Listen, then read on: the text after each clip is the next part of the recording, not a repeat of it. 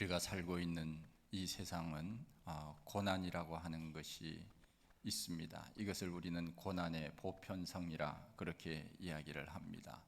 누구에게나 고난이 있다 하는 말입니다. 고난이라고 하는 말 자체가 어찌 보면은 부정적인 단어입니다. 안 좋은 일이라 하는 뜻입니다. 그러나 사실 고난이라고 하는 것이 안 좋은 일 또는 원치 않는 일이 맞기는 하지만 그것이 모두 나쁜 것만은 결코 아닙니다. 그것을 통해서 더 성숙해질 수 있고 도약할 수 있는 기회가 되기 때문에 그렇습니다. 사도행전에 나오는 초대교회는 많은 고난이 있었습니다. 같은 동족인 유대인들이 그들을 박해했습니다. 옥에 가두고 매를 때렸습니다. 그것으로 그치지 않았습니다. 박해가 일어나니까 그곳에 있을 수 없어서 성도들이 흩어지게 됩니다. 하나님의 역사는 거기서 끝나는 것이 아니고 흩어지는 또 다른 곳에서 복음이 증거되었다고 하는 것입니다.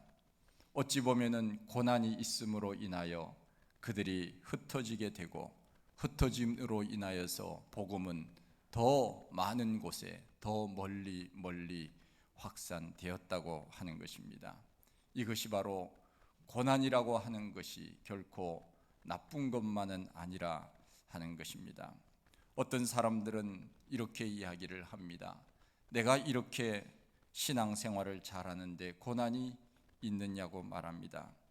고난은 예수 잘 믿는다고 안 오는 것이 결코 아닙니다. 그러나 고난을 대하는 자세가 믿는 사람과 믿지 않는 사람의 차이는 있습니다. 고난이 있을 때 우리 믿는 사람들은 하나님 앞에 기도합니다. 우리 기독교를 역설적인 종교라고 말하지 않습니까? 패러독스의 종교라 그렇게 이야기를 합니다. 고난은 고난으로 끝나는 것이 아니라 바로 고난 뒤에 놀라운 하나님의 축복, 영광이 반드시 있다는 것을 믿는 사람들, 이 사람들이 바로 우리 그리스도인들이 아닙니까? 야고보서 1장에 보면 이런 말씀이 있습니다. 내 형제들아, 너희가 여러 가지 시험을 만나거든 온전히 기쁘게 여기라 말씀하고 있습니다. 시험이 오는데 어떻게 기쁘게 여기며 살아갈 수 있다는 것입니까? 그러나 그 다음 말씀에 보면은 이유가 나옵니다. 이는 너희 믿음의 시련이 인내를 만들어내는 줄 너희가 알미라. 시험이 오고 환난이 오는데 기쁘게 여기라고 하는 것은 곧 우리의 믿음을 성장시켜주는 기회가 되기 때문에 그런 것입니다. 그러기에 우리는 믿음이 올 때 하나님께서 나를 고난이 올 때는 나의 믿음을 더 성장시켜 주시는 기회구나, 하나님께서 나를 더 단련시켜 주시는 기회구나 하는 것을 우리는 늘 생각하며 살아야 됩니다. 제가 장신대 처음에 입학했을 때 제일 먼저 외웠던 성경 구절이 욥기 3장 10절에 있는 말씀입니다. 나의 가는 길을 오직 그가 아시나니 그가 나를 단련하신 후에는 내가 정금같이 나오리라. 요즘 성경은 정금되어 나오리라 말씀하고 있는데 늘 식당에 가서 줄을 서면은 그 성경 구절이 딱 붙어 있거든요. 그러니까 밥 먹는 것은 빼놓지 않잖아요. 밥 먹으러 갈 때마다 그 성경 구절이 딱 붙어 있는 그곳을 지나기 때문에 기다리면서 나의 가는 길을 오직 그분이 아시나니 그가 나를 단련하신 후에는 나를 정금되어 나오도록 하나님 만드시는구나. 그 말씀이 늘 마음속에 아직까지도 있습니다. 그래서 내가 힘들고 어려울 때, 어려운 일들이 있을 때, 고난이 올 때 하나님이 나를 정금으로 만드시는 기간이구나, 그렇게 늘 생각하면서 믿음을 더 다지는 마음을 갖게 됩니다. 요셉을 보십시오. 보디발 아내의 모함으로 감옥에 들어갔습니다. 고난을 받았습니다. 그러나 그 어려움 때문에 길이 생기지 않습니까? 요셉은 노예의 신분이었는데 하나님께서는 이상하게도 요셉이 감옥에 들어갈 때 신분이 높은 정치범 수용소에 들어가도록 했다고 하는 것입니다. 이것이 하나님의 섭리가 아니고 무엇이겠습니까? 그 감옥에 들어가지 않았다면 어떻게 그 정치적인 높은 권세를 가진 술 맡은 관원, 떡 맡은 관원을 만날 수 있었겠습니까? 애굽의 고위층을 만날 수 있도록 하나님께서 그를 그곳에 보낸 것입니다. 감옥이 아니었다면 요셉 같은 사람이 어떻게 바로 왕을 만날 수 있었겠습니까? 애굽에 아는 사람이 있었습니까? 줄이 있었습니까? 아무것도 없었습니다. 다만 있다면 하나님을 믿는 믿음밖에는 없었습니다. 우리에게 고난이 있으면 우리는 누구에게 찾아갑니까? 먼저 우리는 하나님 앞에 나아가야 합니다. 하나님께 도움을 요청해야 됩니다. 요셉은 감옥이라고 하는 곳에 2년 동안 있으므로 그곳에서 역사가 일어났습니다. 꿈을 해석해 줌으로 결국은 애굽의 바로 왕의 꿈까지도 해석해 줌으로써 그는 총리가 될 수 있는 기틀을 감옥에서 마련한 것이 아닙니까? 그 감옥을 통하여 하나님께서는 요셉을 축복의 통로로 이용하신 것입니다. 그러므로 우리는 이렇게 생각하면 됩니다. 내가 지금 어려움을 당하고 있다면 이것이 어려움이라고 생각하지 마시고 하나님께서 나에게 축복의 보따리를 준비해 놓고 계시는 기간이라고 우리는 늘 그렇게 믿고 살아갑시다. 빌립보 교회가 어떻게 세워진 교회입니까? 바울이 빌립보 감옥에 갇힘으로 인하여서 결국은 나중에 보면 결과론적이기는 하지만은 빌립보 교회가 세워진 계기가 바로 바울이 빌립보 감옥에 갇혀 있었던 그때부터 시작이 된 것입니다. 예수 그리스도의 십자가와 부활을 전하다가 빌립보 감옥에 바울과 실라가 갇혔습니다.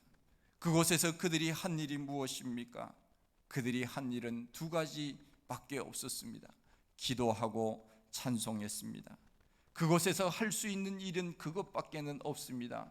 감옥이라고 하는 것이 자유로운 그러한 곳이 아니지 않습니까?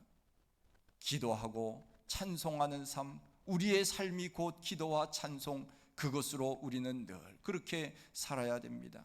좋은 일이 있어도 기도하고, 좋은 일이 있어도 찬송하고, 좋지 않은 일이 있어도 기도하고, 좋지 않은 일이 있어도 찬송하고, 우리는 늘 기도와 찬송, 이것은 우리 삶에 계속 되어져야 될 그러한 일이 아니겠습니까?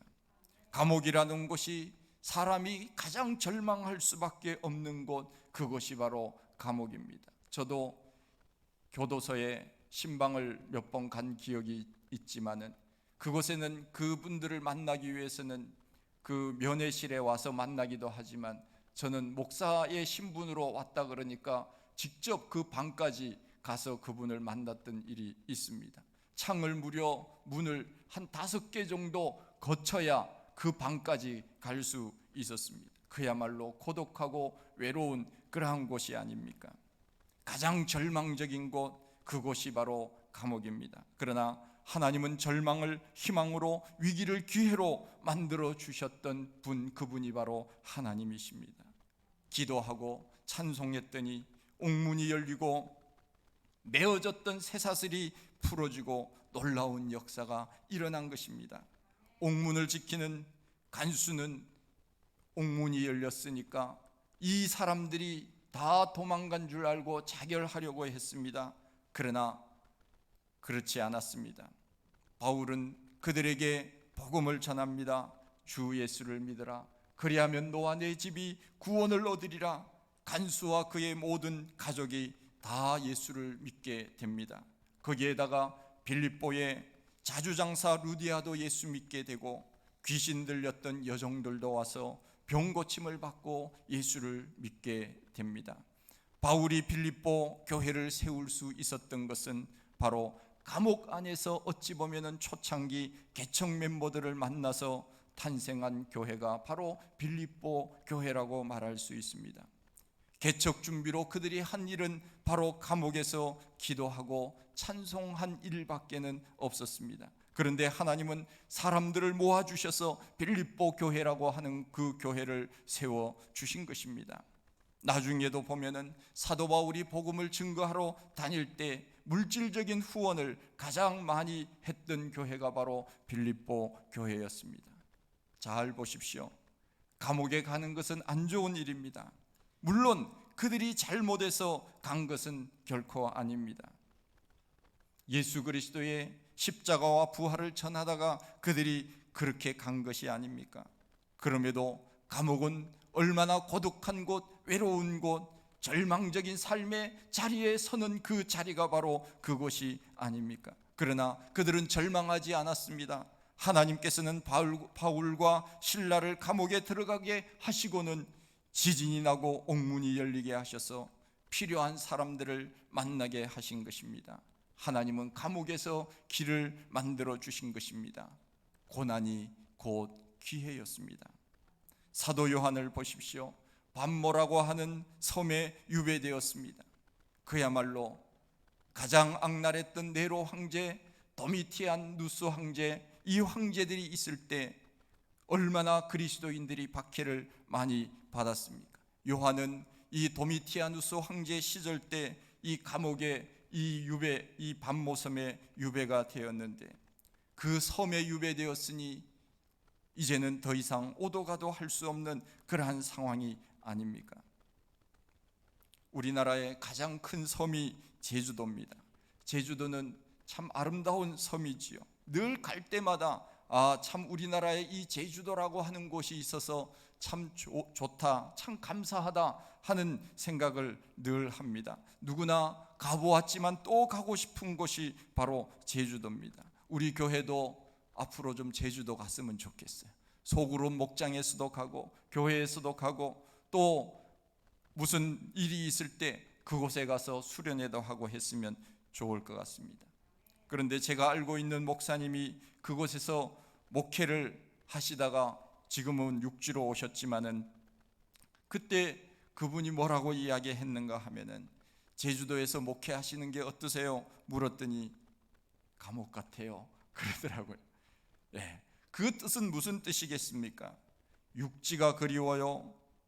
2박 3일, 3박 4일 여행 가는 것은 좋은데 그곳에서 계속 살면은 이 섬이라고 하는 곳은 갇혀 있는 듯한 느낌을 받을 수밖에 없다는 것입니다. 언제나 저 멀리 바다를 바라보면서 육지를 그리워하는 것, 이것이 바로 그 섬이 아닙니까? 물론 그곳에 계속적으로 사는 사람들은 다른 생각을 가지기도 하지만 섬이라고 하는 곳이 그러한 곳이 아닙니까? 육지가 그리울 것입니다. 사도 요한이 유배된 반모섬은 그리스 영토로 지금은 있지만은 원래는 터키 영토였습니다. 지금은 그리스 영토로 되어 있지만 터키와 더 가까운 곳입니다. 불과 터키와는 60km 정도밖에 떨어져 있지 않는 에게해 부근에 있는 섬입니다. 크기가 남북으로 16km, 동서로는 넓은 곳이 약 10km밖에 되지 않습니다. 중간 부분은 너비가 불과 1km 정도 되지 않은 잘룩한 그러한 섬이 바로 반모섬입니다. 해안 굴곡이 심하여 주위 둘레는 약 60km에 이르지만은 면적은 우리나라 영종도 크기 정도밖에 되지 않습니다. 이곳에 사도 요한이 유배 생활을 하는 중 천국의 모습을 보고 기록한 책이 바로 요한계시록 아닙니까? 요한계시록 1장 2절 말씀에 보면 요한은 하나님의 말씀과 예수 그리스도의 증거, 곧 자기의 본 것을 다 증거하였느니라. 자기의 본 것을 그대로 적은 책, 이것이 바로 요한계시록이라고 하는 것입니다. 하나님께서 요한의 눈을 열어주셔서 천국의 모습을 보게 하시며 그것을 적도록 하신 책, 이것이 바로 요한계시록입니다. 그래서 요한계시록은 사실 우리가 알지 못하는 언어와 또 여러 가지 숫자로 기록된 것이 상징적인 의미가 많이 있기 때문에 해석이 어렵기는 하지만, 그러나 요한계시록을 통하여 우리는 저 영원한 하나님의 나라가 어떠한 곳인지를 우리는 알 수 있는 책, 이것이 바로 계시록이 아닙니까? 영원한 하나님의 나라, 새 하늘과 새 땅, 우리가 전에는 알지도 못하고 보지도 못하고 듣지도 못했던 그 영원한 하나님의 나라, 손으로 만져지지 않고 눈으로 보여지지 않았던 그 하나님의 나라가 분명히 있다는 것을 요한은 눈으로 직접 보고 그것을 우리에게 증거해 주고 있지 않습니까? 그 곳이 바로 어디였습니까? 바로 반모라고 하는 섬이었습니다. 반모섬에 유배 생활을 했지만 그곳에서 천국을 본 것입니다.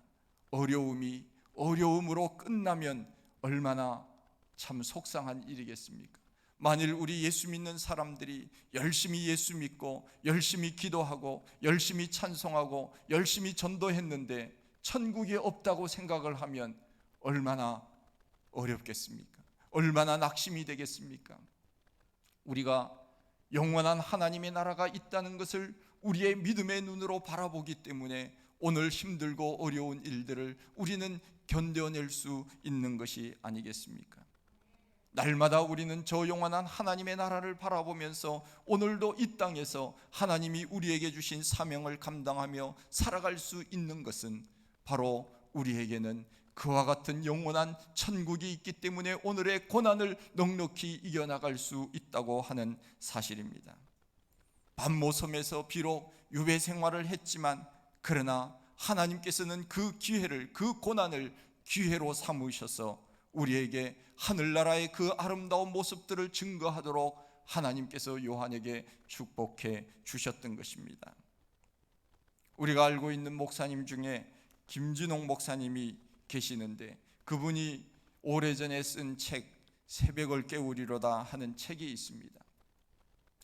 홍성사에서 나온 책인데 그 책을 읽으면서 저도 많은 은혜를 받았는데 그분이 1970년대 청계천에서 넉마주의를 하면서 복음을 전했습니다. 저도 어렸을 때 동네에서 넉마주의 다 연세 드신 분들은 아시죠? 지금 뭐 그 폐지라든가 고철이라든가 이런 것들을 그 통에다가 뒤에다 지고는 집게로 해서 뒤로 이렇게 하면서 그렇게 살아갔던 그 사람들 속에 그분이 들어가서 넉마주의를 하면서 복음을 전하며 살았습니다.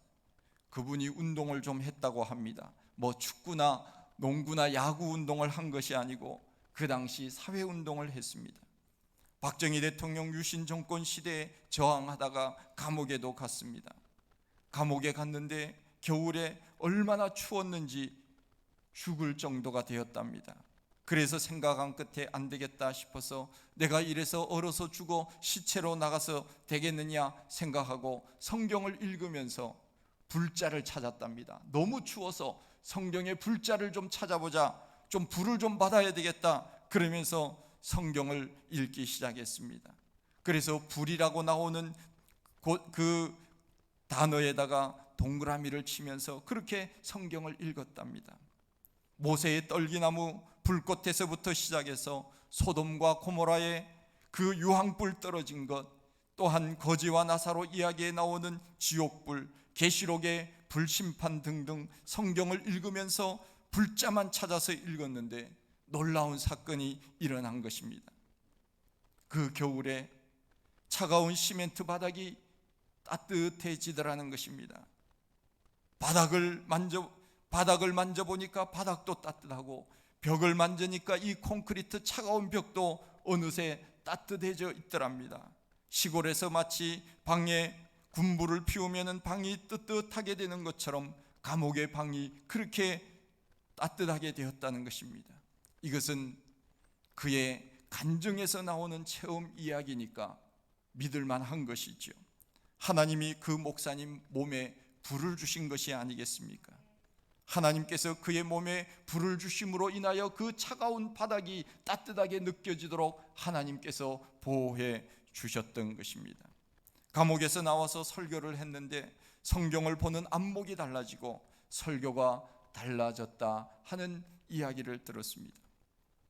그분이 설명하기를 자기는 감옥을 감옥이라고 생각하지 아니하고 감옥신학교다, 하나님께서 나를 이곳에 훈련시켜 주셔서 하나님께서 나를 이렇게 훌륭한 목사로 세워주셨구나 하는 것에 대해서 늘 감사하면서 지금도 박정희 대통령에게 늘 감사하고 있대요. 그분이 나를 감옥에 넣지 않았다면 내가 어찌 이런 체험을 할 수 있겠느냐. 그래서 지금도 그분은 뭐 80이 넘으셨지만은 여전히 설교를 동두천 그에서 설교를 늘 매주마다 하시는데, 수많은 사람들이 유튜브를 통해서 그분의 설교를 지금도 듣고 있는 것을 압니다. 나를 감옥에 넣지 않았다면 오늘날의 김진홍이가 될 수 없었다고 고백을 합니다. 고난이 그에게는 기회였습니다. 우리가 고난이 온다고 해서 절망하거나 좌절해서는 안 됩니다. 우리의 하나님께서 그 고난을 어떤 축복으로 바꾸어 주실지 우리는 모릅니다. 우리가 지금 코로나 시대에 살고 있지 않습니까? 처음 시작할 때는 사람들이 그렇게 이야기를 했습니다. 우리 노회에서도 어떤 분이 교회를 새롭게 지었는데 이제 입당 예배를 드려야 되는데 벌써 2020년 초에 그런 이야기를 했습니다. 한두 달 끝나면 그때 입당 예배 드릴게요. 그렇게 하더라고요. 아직까지 못 드리고 있습니다. 한두 달이면 끝나겠지 했는데 벌써 만 2년이 지나고 3년째 우리가 지금 마스크를 쓰고 다니지 않습니까? 백신을 맞으라고 해서 1차, 2차, 3차까지 맞았습니다. 우리나라 백성들이 얼마나 국가에 헌신하고 충성하는지 모릅니다. 우리나라 사람들처럼 질서 있는 그 삶을 사는지 몰라요. 선진국들도 뭐 반대하고 안 맞겠다고 그러지 않습니까? 1차, 2차, 3차까지 다 맞았는데도 진단 키트를 조사해 보니까 줄이 2줄이 나옵니다. 양성입니다. 이제는 2줄이 나와도 놀라지도 않아요, 사람들이. 처음에는 놀라 자빠져서 야, 이제 큰일 났구나 했는데 이제는 2줄이 나와도 2줄이 나왔구나, 양성이구나, 일주일 쉬면 되겠구나, 그렇게 이야기를 합니다. 어떤 분은 2줄이 나왔는데 목사님, 1줄은 흐려요. 그래도 양성이에요. 두려워하지 마십시오. 어떤 분이 그럽니다. 예수님도 양성이라고. 그렇습니다. 예수님도 양성이에요.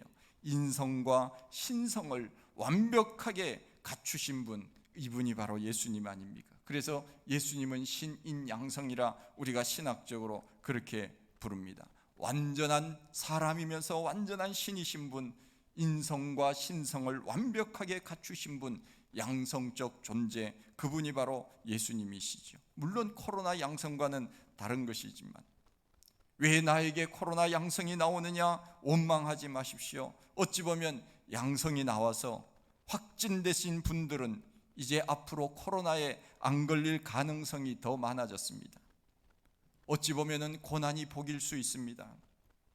이 코로나의 터널이 이렇게 길 줄은 우리가 미처 생각하지 못했습니다. 고난입니다. 많은 사람들이 고난을 받았습니다. 하나님께서는 이 고난의 터널 뒤에 우리에게 어떤 복을 주실지 기대가 됩니다. 복음성가에 나와 있지 않습니까? 왜 나만 겪는 고통, 고난이냐고 불평하지 마세요. 고난의 뒤편에 있는 주님이 주실 축복 미리 보면서 감사하세요. 고난의 뒤편에 있는 주님이 주실 축복 미리 보면서 감사하세요. 나와 있지 않습니까? 고난의 뒤편에 있는 주님이 주실 축복 반드시 있다고 하는 것을 믿으십시오. 고난이 왔다고 그것이 끝나는 것이 아닙니다. 인내하면서 견뎌내면 우리에게는 하나님의 놀라운 축복, 하늘의 축복이 우리에게 임한다고 하는 믿음으로 살아가십시오. 초기 그리스도인들은 로마의 박해 가운데 무려 300년을 참고 인내하면서 믿음 지켜 가다곰 속에 숨어서 살지 않았습니까? 신앙을 포기하지 않았습니다. 드디어 313년 로마의 콘스탄티누스 황제가 기독교를 공인하지 않았습니까? 우리에게 영원한 하나님의 나라가 있기에 우리는 오늘의 고난을 넉넉히 이겨나갈 수 있는 것입니다. 고난이 와도 살면 소망이요 죽어도 천당에 가니 얼마나 좋은 일입니까? 저는 우리 교회도 반드시 더 지금보다 건강한 교회가 되리라고 믿습니다. 제가 기도하고 여러분들이 기도하고 함께 모여 하나님 앞에 예배하기를 즐겨하는 성도들이 있는 한 교회는 하나님께서 지켜주실 것이고, 우리 교회는 더 건강한 교회로 복음의 사명을 잘 감당하게 되리라고 믿습니다. 예수님은 고난의 십자가를 지심으로 부활의 영광으로 나타나셨습니다. 긍정의 마인드로 살아가십시다. 요셉이 감옥에 감으로 화가 복이 되었습니다. 바울과 실라가 옥중에서 기도하고 찬송하였더니 옥문이 열리고 묶인 것이 풀어지며 믿는 자들이 많아서 빌립보 교회를 세운 것을 기억하십시다. 고난 뒤에 베풀어 주실 하나님의 계획이 반드시 있음을 우리는 믿고 살아가십시다. 고난 뒤에 주실 축복 미리 보면서 감사하십시다. 그날이 반드시 우리에게 올 줄 분명히 믿습니다. 하나님 아버지, 크신 은혜와 사랑을 감사합니다. 하나님, 우리는 순간순간마다 우리 마음속에도 절망이 찾아옵니다. 우리가 살고 있는 우리 대한민국에도 절망적인 일들이 있습니다. 세계의 여러 가지 일들을 돌아보면서 절망하고 좌절하는 일들이 얼마나 많이 있는지 모릅니다. 그때마다 우리가 절망하여 주저앉고 일어나지 못하면 우리가 어찌 살아갈 수 있겠습니까? 오늘도 고난을 넘어, 십자가의 고난을 넘어 저 부활의 영광을 바라보셨던 우리 주님처럼 우리도 그와 같은 소망을 가지고 승리하며 살아갈 수 있는 저희들이 다 되게 하여 주시옵소서. 예수님 이름으로 기도하옵나이다.